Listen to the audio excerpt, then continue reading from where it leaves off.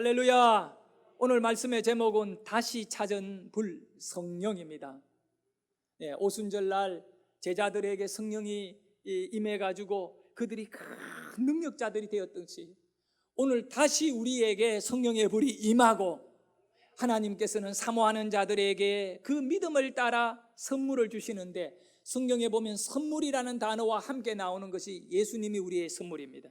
성령님이 우리의 선물입니다. 가장 큰 선물이 성령님입니다.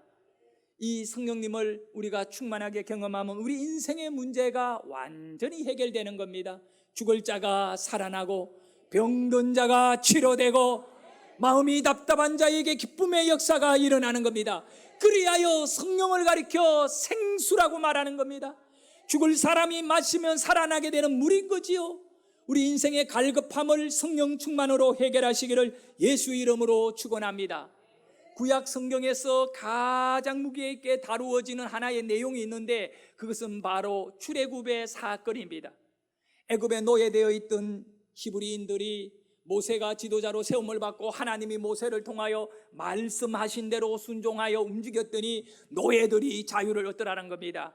이 출애굽 사건의 핵심적인 내용은 유월절에는 양을 잡아서 자신의 문에다가 이 양을 잡은 피를 갖다가 바르는 겁니다. 양을 잡아서 하나님께 제사가 바로 피를 바르는 겁니다.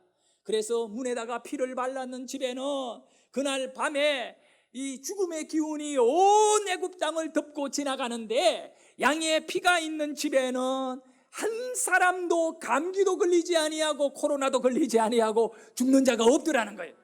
그런데 이 양의 피를 바르지 않는 집안에는 전부 통곡 소리가 나는데 죽는 거예요. 장자들이 죽고요, 짐승의 첫째 새끼들이 죽고요, 다 죽는 거예요.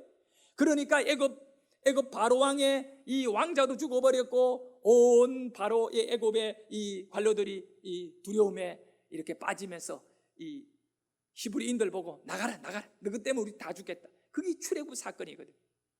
네, 오늘 우리가 읽었던 이 사도행전 2장 1절의 말씀은 1장 8절에 오직 성령이 너희에게 임하시면 너희가 권능을 받고 라고 말씀합니다. 권능을 받는데요, 따라합니다. 권능을 받고 받는데요, 성령 때문에 권능이 오는 것입니다. 받는다. 이걸 중요하게 볼 줄 알아야 돼요. 우리는 안 받으면 살 길이 없는 자들입니다.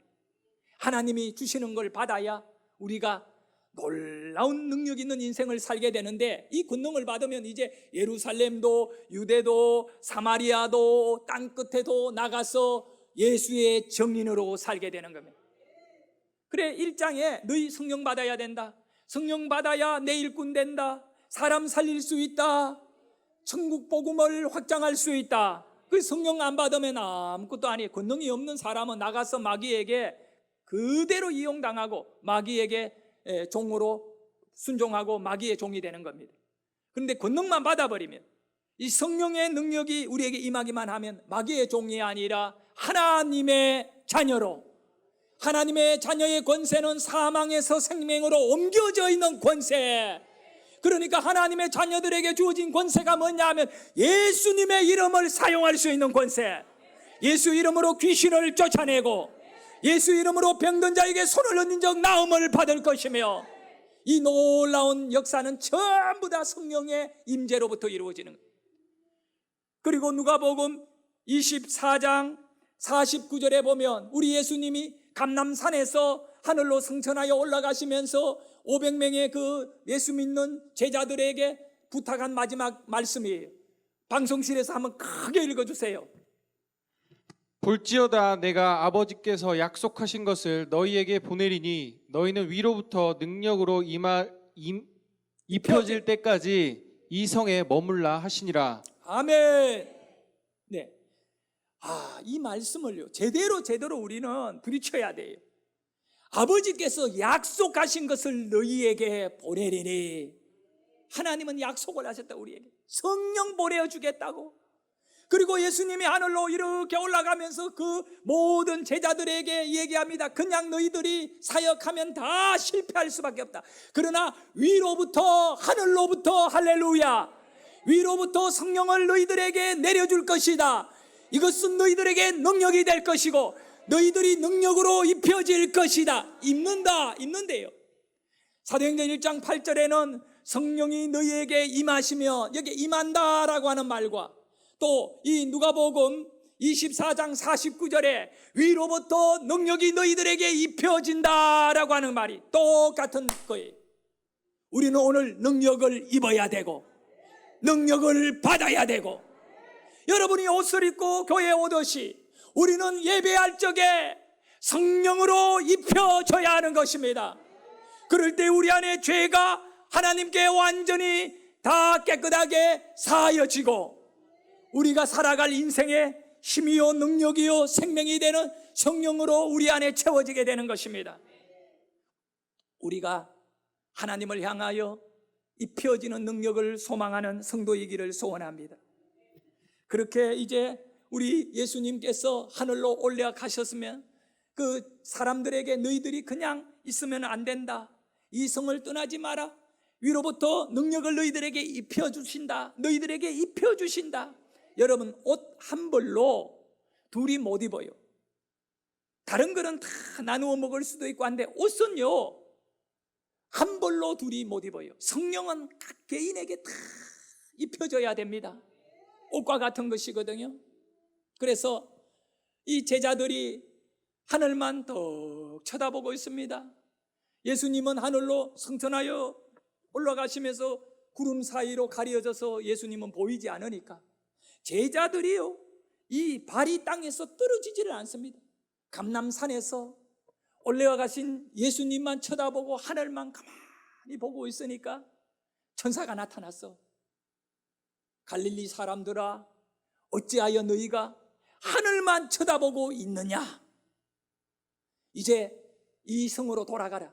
이 성은 이 예루살렘 성을 말. 예루살렘에 들어가서 성령의 약속한 보혜사를 너희들이 받기까지는 움직이지 마라. 그래서 성령님이 이 천사가 이 500명의 이 성천을 바라보던 예수님의 제자들을 다 예루살렘 성으로 가라고 이야기합니다.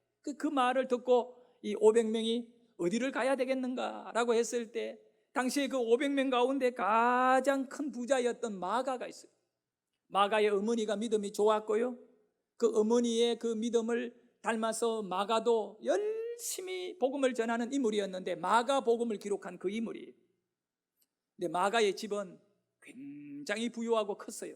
그래 500명이 들어갔는데 집이 막 좀 500명이다 보니까 굉장히 활동하기가 여의치가 않아요. 그래도 성령의 약속이, 예수님이 성령 받기 전까지는 너희들이 나가서 뭘 하려고 하지 말라는 거예요. 마가의 집에 500명이 모여가지고 기도를 시작했습니다. 하루가 지나고 이틀이 지났습니다. 3일이 지나고 4일이 지났습니다. 그런데 아무 일이 일어나지 않아요. 일주일이 지났습니다. 8일이 지났습니다. 아무 일이 안 일어났어요. 한 사람, 두 사람 떠나기 시작합니다. 9일이 되었습니다. 500명이 한 집에 모였다가 나중에 10일째가 되었는데 380명이 떠나버린 것입니다. 4분의 1만 남았습니다. 마태복음에 보면 나와 있잖아요. 씨 뿌리는 비유에 예수님께서 이 말씀을 씨로 비유하면서 말씀을 줬는데, 말씀을 뿌렸는데 길가의 밭에 떨어지고 돌자갈밭에 떨어지고 가시밭에 떨어지고 좋은 땅에 떨어졌는데 결국은 열매를 내게 성장한 것은 좋은 땅 하나밖에 없대요. 예수님의 설교를 듣고도 4분의 1만 순종하는 거예요. 그 마음에 500명이 주님이 하늘로 막 올라가는 걸 두 눈을 열고 봤음에도 불구하고 그분이 말씀하기를 너희들에게 능력을 줄 것이다, 움직이지 말고 기도해라고 했는데 그거를 못 지키는 거예요. 그러니까 이 목사의 설교 듣고 여러분이 지킨다는 것은 이게 쉽지 않은 일이에요. 그래 정신을 차려야 돼요.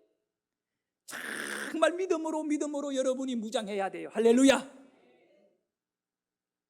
그러니 4분의 1이잖아요. 돌자가 밭도 가고 길가의 밭도 돌아가고 가시덤불 밭도 돌아가고 다 380명이 도망가 버리고 마지막까지 120명이 땀을 흘리면서 예수님 열흘이 되었습니다. 우리에게 보내주기로 한 성령을. 이 마가는요, 집안에 있는 것 지금 뭐 식량이고 뭐고 다 먹이다가 이제 거들나게 판 거예요. 그래도 마가는요, 자기 집에서 그 사람들을 쫓아내지 않았어요. 같이 기도했어요.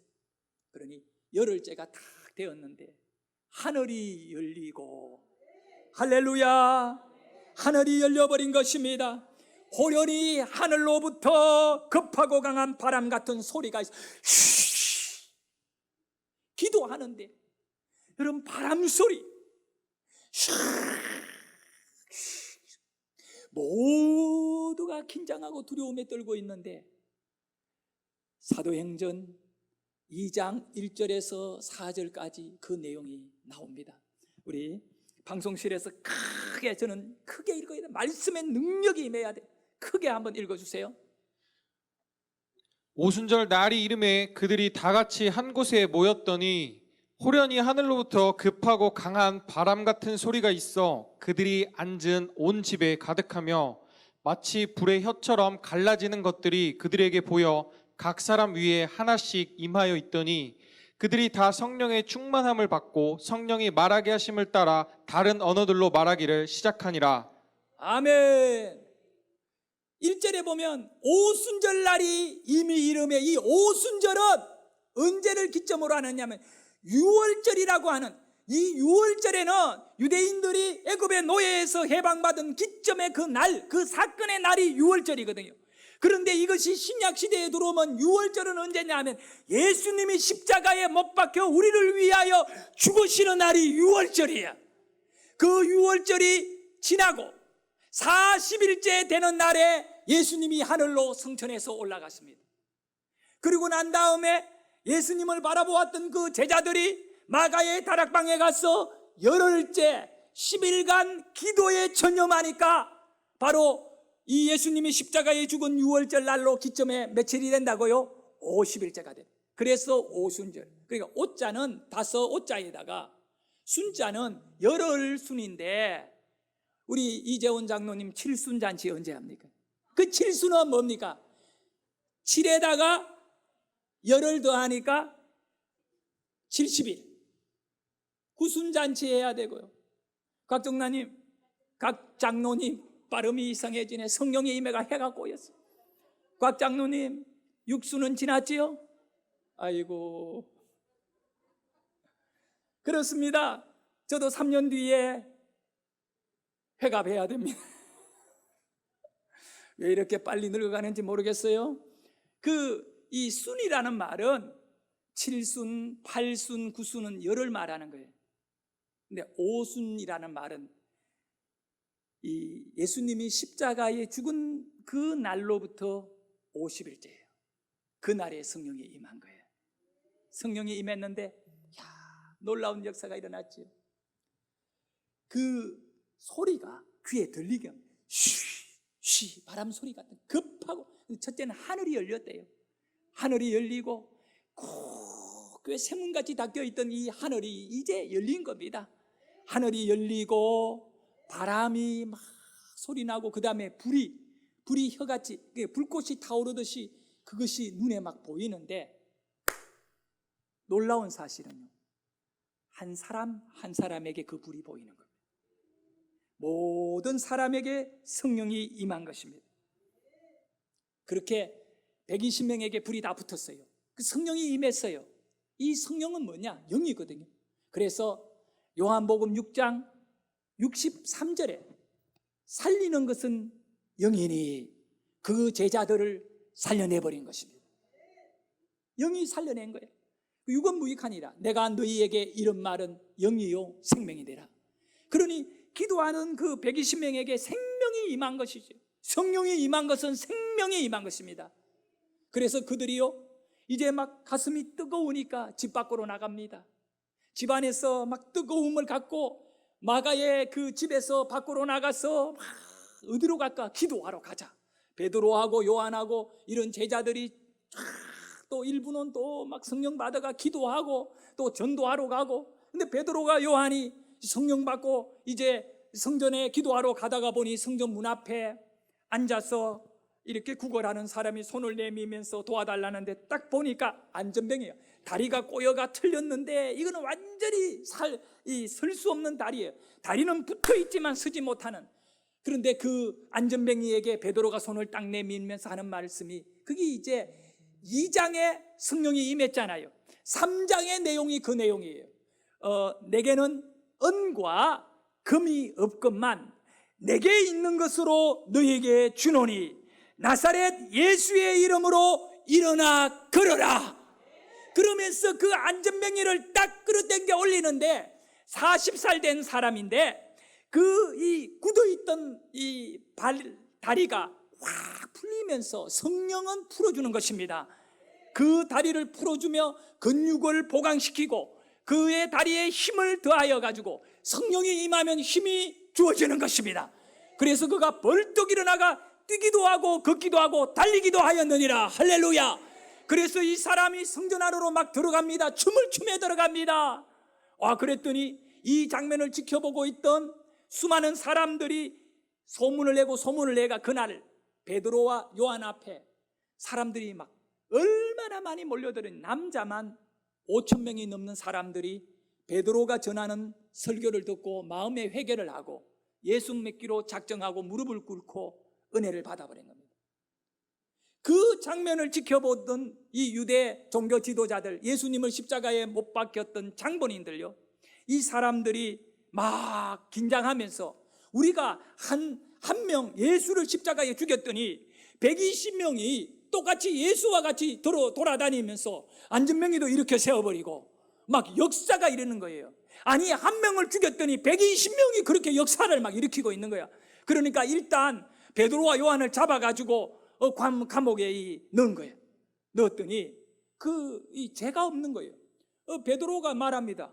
우리가 무슨 죄를 지었냐? 안전병이를 살린 것이 죄냐? 이렇게 하니까 자기네들이 이 베드로와 요한을 뭘 하려고 해도 죄가 없으니까 어떻게 하지를 못하고 어쩔 수 없이 이렇게 훈계를 해가 다시는 그 이름으로, 그 이름은 예수 이름이고 예수 이름으로 이렇게 말하지 마라. 그리고 그들을 감옥 밖으로 내보내줬어요. 그러니까 하룻밤을 감옥에서 잤는 거예요. 그 다음 날 베드로가 요한이 하나님의 은혜의 힘을 입어가지고 이제 마가의 집으로 돌아오니까 베드로와 요한이 감옥에 잡힌 것을 걱정하는 수많은 제자들이 그 마가의 집에서 모여가지고 기도하며 기다리고 있었는 거예요. 그래서 베드로가 이제 그 집에 모여있는 사람들에게 어저께 일어났던 이야기들을 간증을 해요. 그래서 간증이 중요한 것입니다. 여러분, 성령 받은 사람은 간증이 있어야 돼요. 이 간증을 어떻게 하느냐 하면, 내가 성전 문 앞에서 이 안전병이를 다 예수 이름으로 내게 있는 것으로 너에게 주노니. 베드로에게 뭐가 있었어요? 예수가 있었잖아요. 내게 있는 것으로 너에게 주노니 나사렛 예수 이름으로 일어나 걸어라. 여기서 우리가 한 가지 알아야 될 것이 있어요. 여러분, 성령 받으면 예수 이름을 쓰게 됩니다. 성령 받은 사람이 예수 이름을 쓸 때 능력이 나타납니다. 그의 이름이 권세의 이름입니다. 성령 안 받고요, 예수 이름 사용하면 아무 일이 안 일어나요. 우린 똑같이 예수 이름을 쓰더라도 성령 받은 사람이 예수 이름을 쓰는 거와 성령을 안 받은 사람이 예수 이름을 쓰는 것은, 이거는 하늘과 땅의 차이입니다. 여러분은 성령 받으시고 여러분의 기도에 능력이 임하기를 예수 이름으로 축원합니다. 그래서 간증을 했던 거예요. 이런 일이 일어났다고 하니까 그 집안에 있던 모든 사람들이 은혜를 받고 다시금 무릎을 꿇고 하나님께 기도를 하는, 그게 사도행전 4장 내용이에요. 1장은 성령 주겠다 하나님의 약속이고, 그 다음에 2장은 성령을 120명이 받았고, 3장은 성령 받은 사람이 예루살렘 거리로 나가 능력을 행하는 거고, 그 능력을 행한 사람들이 집으로 돌아와서 믿는 사람들이 모여가지고 간증을 나누고 난 다음에 4장에서 또다시 성령이 임하는 역사가 일어나요.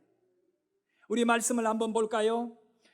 사도행전 4장 29절과 30절에 베드로의 간증을 듣고 이 안전병이를 이렇게 세웠고 우리가 감옥에서 풀려났다라고 하는 이 간증을 듣고 이 집에 모였던 사람들이 어떻게 했느냐, 29절 30절 방송실에서 읽어주세요. 주여 이제도 그들의 위협함을 굽어 보시옵고 또 종들로 하여금 담대히 하나님의 말씀을 전하게 하여 주시오며 손을 내밀어 병을 낫게 하시옵고 표적과 기사가 거룩한 종 예수의 이름으로 이루어지게 하옵소서 하더라. 아멘. 그들이 이렇게 기도한 것입니다. 하나님, 우리의 대적들이 너무나 강하게 우리를 죽이려고 달려드는데 그들의 이 모든 핍박을 하감시켜 주옵시고, 우리가 복음을 전할 적에 병자에게 손을 얹어 기도하면 병이 낫게 하여 주시고, 우리를 통하여 예수의 이름에 기적과 표적이 나타나게 하여 주시옵소서. 이렇게 기도를 딱 했어요. 우리는 보통 기도 끝나면 집에 가잖아요. 달랐어요. 그날 기도를 딱 끝내고 났는데 31절에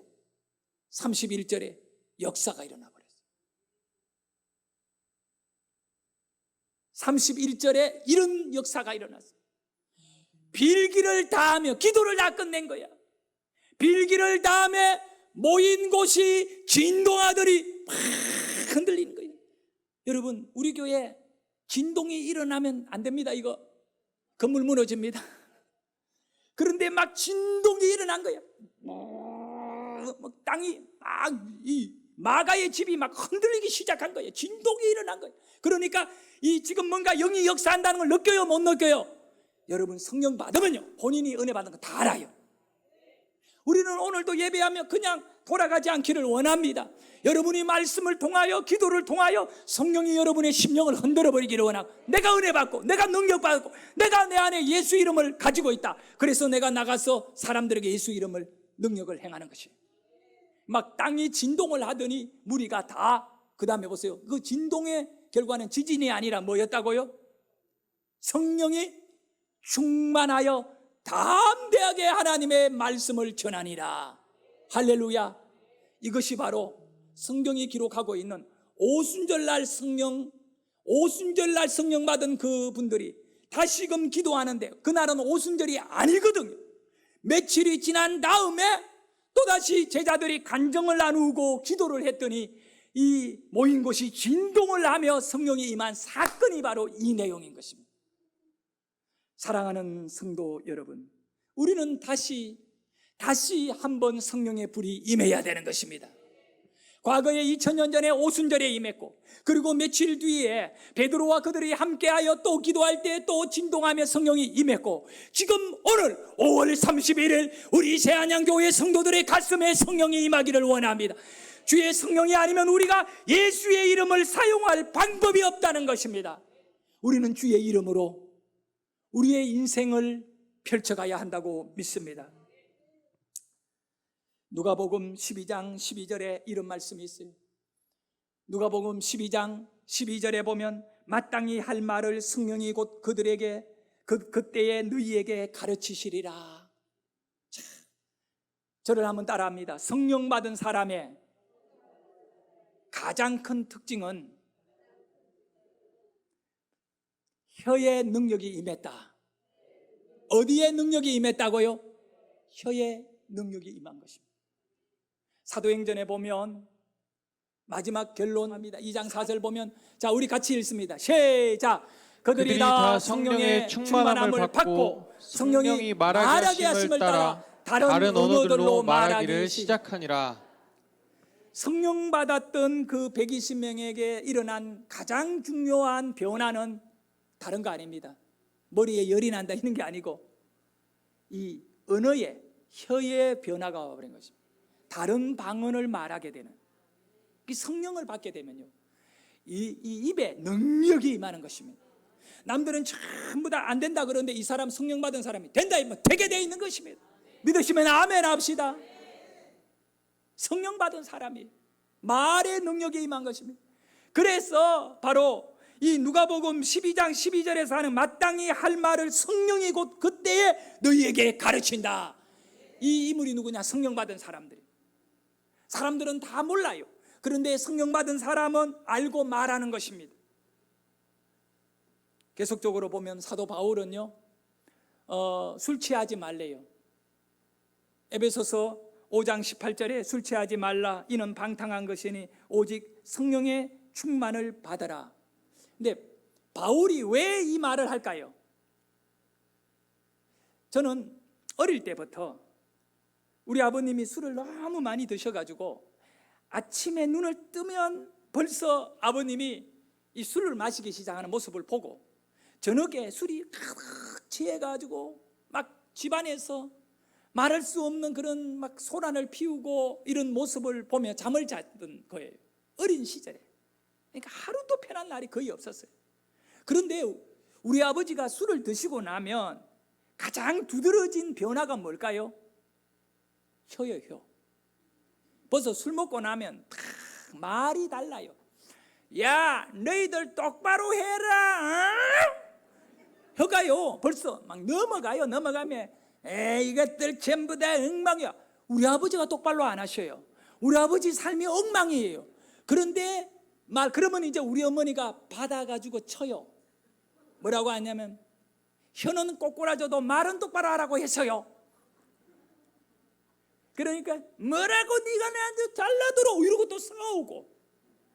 야, 술 먹은 사람들은 혀가 막 꼬꾸라지는 거예요. 그러니 사도 바울이 이 에베소서 5장의 말씀을 통하여 우리에게 주는 교훈이 뭘까요? 오직 성령의 충만을 받아라. 술 취하지 말고 술 취해가 해가 꼬꿀랑해져가 살지 말고 성령의 충만을 받아서 살아라. 할렐루야. 성령 충만 받아라. 여러분 성령 충만 받아야 됩니다. 그래서 사람들에게 말할 적에 사람들이 도저히 이해할 수도 없을 수 있어요.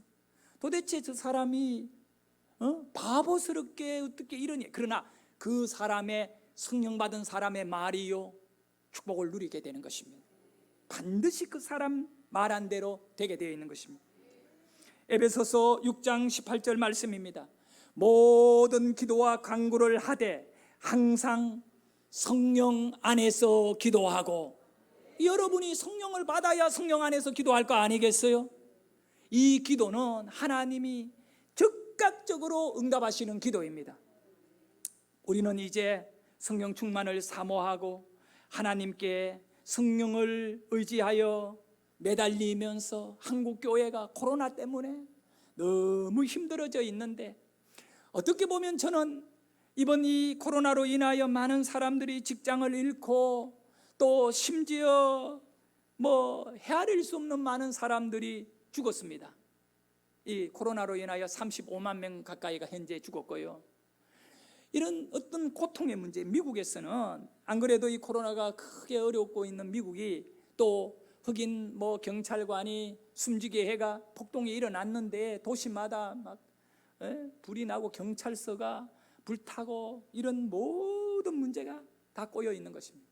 근데 여기서 이 코로나는 일단 사람과 사람의 거리를 떼버리는 것입니다.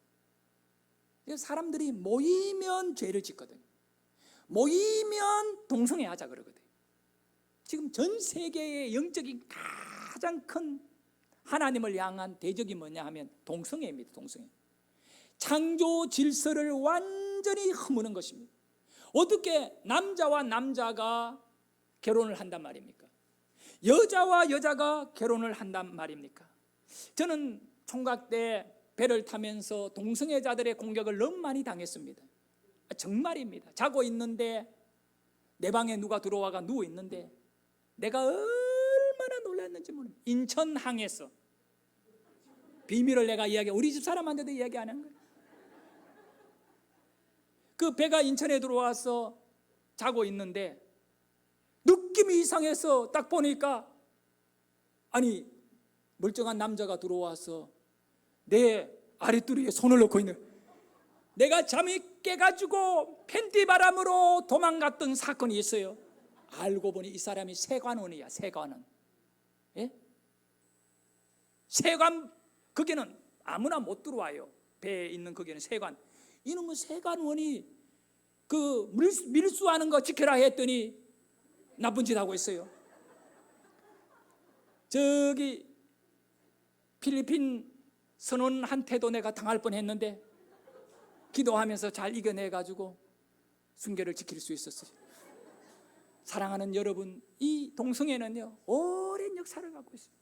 그런데 그 역사가 이제 사탄의 그 강력한 권세 안에 전 세계적으로 국가의 법을 개인의 선택권에 중요성을 부여하면서 마음대로 남자와 남자가 결혼해도 된다, 여자가 남자와 결혼하는 게 아니라 여자가 여자를 결혼해도 된다, 만약에 남자하기 싫으면 여자해도 된다, 여자하기 싫으면 남자해도 된다, 주민등록 바꿔주겠다, 이렇게 하는 것입니다.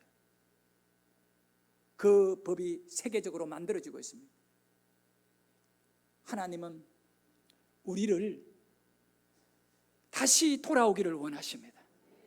다시 교회가 깨어나기를 원하십니다. 이번 이 코로나는 힘들고 어려운 것이지만 오히려 우리는 다시 한국 교회가 하나님 앞에 영적으로 성령 받고 바로 세워지는 기회가 되어야 됩니다. 우리 교회는 이제 코로나를 두려워하지 않기를 원합니다. 열심히 예배 드리며 성령 받자고요. 성령 받아서 하나님이 원하는 이 뜨거운 복음을, 열정을 세상에 드러내자고요. 그것밖에 없는 줄 믿습니다. 기도하겠습니다.